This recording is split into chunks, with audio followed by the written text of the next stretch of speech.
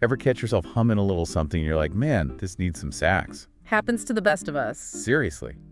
Or maybe it's just me getting lost in the jazz fantasies. But that's why we're here, right?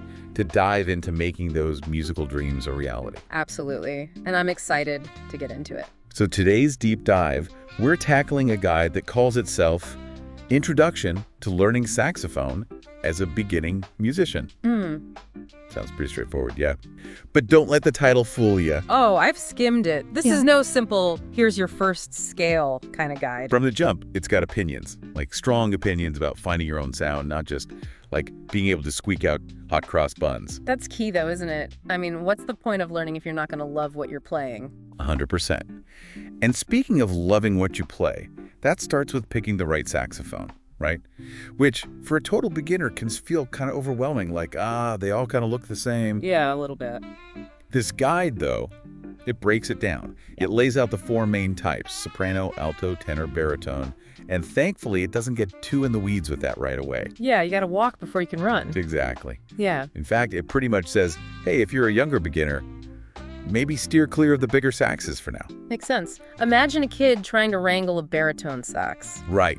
Talk about a recipe for back problems before they even hit high school. Yeah. But then he gets to us grown-ups, and the guide jumps right into the alto versus tenor showdown. The classic debate. No kidding. And it calls alto the go-to for beginners, which, okay, we've heard that before, but then it throws in this curveball. A lot of folks find the tenor more, quote, rewarding in the long run. That's so interesting, isn't it? Because, I mean, yeah, the alto is often the default starter instrument. There's something about that tenor sound. Right. And this guide, it actually ties that choice back to what kind of music you're drawn to. Alto, with that brighter, poppier sound, it's often found in, like, funk bands, pop music. But the tenor, that's where that soulful jazz vibe comes in, those bluesy tones. It's a whole different feel. It really is. So it's like the guide's asking, what stories do you want to tell with your music? Before you even pick up the darn thing. Exactly. It's not just about ease or whatever. It's like what speaks to your soul. I love that. Me too. But, okay, let's say you picked your sax. Now the next big question. How do you actually learn to play this thing? And that's where the guide gets into the age-old lessons versus self-teaching dilemma. Which, let's be real, can be a touchy subject. No kidding. You've got folks who swear by teachers and others who are all about that DIY life. And both sides have their points. They do. But what surprised me was this guy didn't just scream, get thee to a teacher. It actually acknowledged that not everyone can swing like 50 to 90 bucks an hour for in-person lessons. Which, yeah, that adds up quick ski, especially when you're just testing the waters. Right. And they do mention online options like Skype lessons or those pre-recorded courses. But honestly, even those have come a long way since this guide probably came out, you know. Oh, absolutely. We're talking apps now, real-time feedback. It's a whole new world. It's insane. But even without all the fancy tech, there was one piece of advice for the self-taught folks that I thought was gold. Record yourself. Oh, that's huge, EE. Painful, but huge. Right, because it's like holding up a mirror to your playing, for better or worse. And sometimes you need that unfiltered feedback.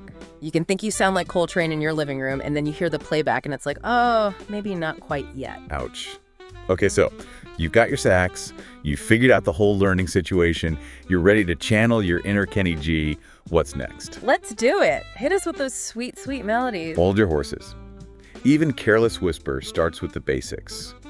The guide does not let you forget that, which I actually appreciate. Fundamentals are everything, right? 100%. So we're talking assembly, posture, hand positioning, and of course that ever-elusive embouchure. The embouchure, the bane of every beginner's existence. Although, I gotta say, that hold, how you position your hands, your body, that really resonated with me in the guide. Oh, how so? Well, it all ties back to choosing the right size saxophone, remember. If you've got a poor hold from the get-go, especially with a bigger instrument, you're talking tension, discomfort, potentially even injuries down the line. Oh, wow. I never even thought about that. Yeah, it's like building a house on a shaky foundation, you know.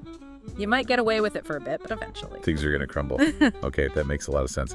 So, speaking of things that can go wrong, because let's be real, we've all been there, the guide also gets real about common beginner struggles. Each, let's be honest, some of us never quite grow out of. So true. We're talking the dreaded weak embouchure, running out of breath, mid-notuo, the memories. And of course, who could forget those high and low notes that seem permanently out of reach? The struggle is real. It's funny, even after all these years, I still remember battling those high notes, feeling like I was blowing into a brick wall. It's comforting to know it's a universal experience. But what I found really encouraging was that the guide's solutions to these common pitfalls, they're not just saxophone specific. Building breath control, muscle memory, consistent practice, those are life skills right there. Totally. So even if you put down the saxophone eventually, those are things that'll serve you well in whatever you do. It's true. It's like you're not just learning an instrument, you're learning about yourself in a way. Absolutely. And that's what makes this whole journey so rewarding. So you've put in the work, you're over those initial hurdles, you've got the basics down. Now what? Now the fun really begins. Right. Time to bust out those epic sax solos. Well, this guide, it definitely wants you to get to the fun stuff, but it's also about leveling up your skills in a way that goes beyond just playing the right notes. Oh, I like where this is going. And this is where the guide really shows its personality, I think. It gets into things like how to hit those crazy high altissimo notes. Altissimo notes, those are like... Basically, the whistle register of the saxophone. Those super high notes that make you sound like a total pro. Okay, yeah, that's next level stuff. It is, and it takes dedication to get there. But the guide also talks about playing faster, smoother, really mastering those finger transitions. You can fly across the scales without getting your fingers in a knot. Exactly. And then it even touches on incorporating effects pedals into your playing. Whoa, effects pedals. Like for electric guitar. Yup. Adding that modern twist to your saxophone sound. That's so cool. I never would have thought about that. It's definitely a different vibe, but it shows that the saxophone can be just as versatile as any other instrument. But there's something I wanted to mention. While the guide does a great job of outlining these techniques, especially for jazz or modern music, okay, it does kind of make it seem like there's one path for everyone, you start with alto, you learn these techniques, and you're playing jazz fusion in no time. Right. And I think that's awesome if that's your goal, but it's important to remember that there are so many different directions you can go with the saxophone. Maybe your passion lies in classical music, or you're all about that soulful blues sound. The point is, there's no right or wrong answer. It's about finding what lights you up. It's funny you say that, because I'm getting reminded of something the guide said earlier about choosing the right saxophone for the music you want to play. It's like that same principle applies here, even when you're talking about these more advanced techniques. Exactly. It all comes back to what kind of music do you want to create? What stories do you want to tell? It's your journey. Speaking of journeys, I was also thinking about the guides section on resources. Oh yeah, they threw a lot of recommendations at us, didn't they? They did. We're talking YouTube channels with names like Better Sax and Sax Teacher. Okay, I think we get it. You teach saxophone. Straight to the point, I guess. No kidding. Yeah. But for the folks who prefer a good old-fashioned book, they've got Saxophone for Dummies. Hey, everyone's got to start somewhere. And then the more intense-sounding Essential Elements for Band. Sounds like the Saxophone Bible, right? Right. I've heard good things about that one. And then for those who like to sneak in a little fun with their learning, there's a saxophone game. Don't forget the saxophone game. It's like they're hiding the veggies and the mac and cheese, but hey, whatever works, right? Yeah. But there is something that struck me as glaringly absent from their list of resources. What's that? No podcasts. Could you believe it? Well, I guess it depends on when this guide was published. Podcasts weren't as big back then. True.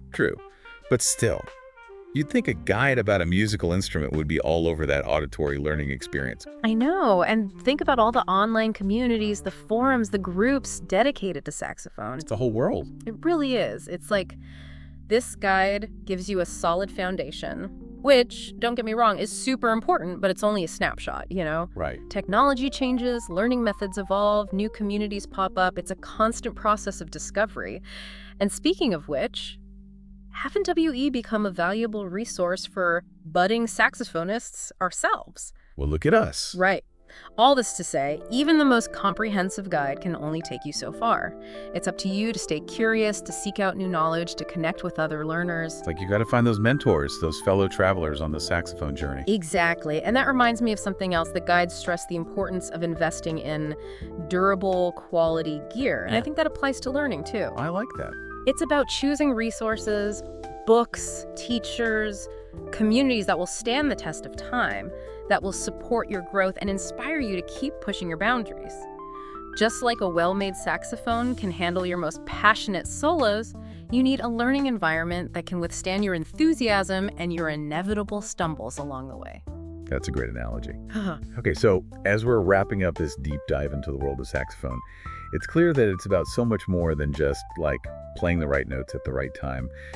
Going through all of this, it's striking me how this guide, even when it's like breaking down finger placement or different types of reeds, it's really about more than just like technically playing the saxophone, 100%. It's like there's this underlying current of finding your own voice on the instrument. Exactly. And I think that's what makes it so much more interesting than just a dry technical manual. Right. Remember how it was telling us to think about what kind of music moves us, even when we're just picking out our first sax? Oh, totally. Yeah. And how it got almost poetic about tone and expression, especially in that section about like intermediate techniques. It did. Almost like they were saying, yeah, learn the scales and all that, but then make the saxophone sing your song. That's such a good way to put it. It's like, don't just mimic what you hear. Actually create something of your own. Exactly.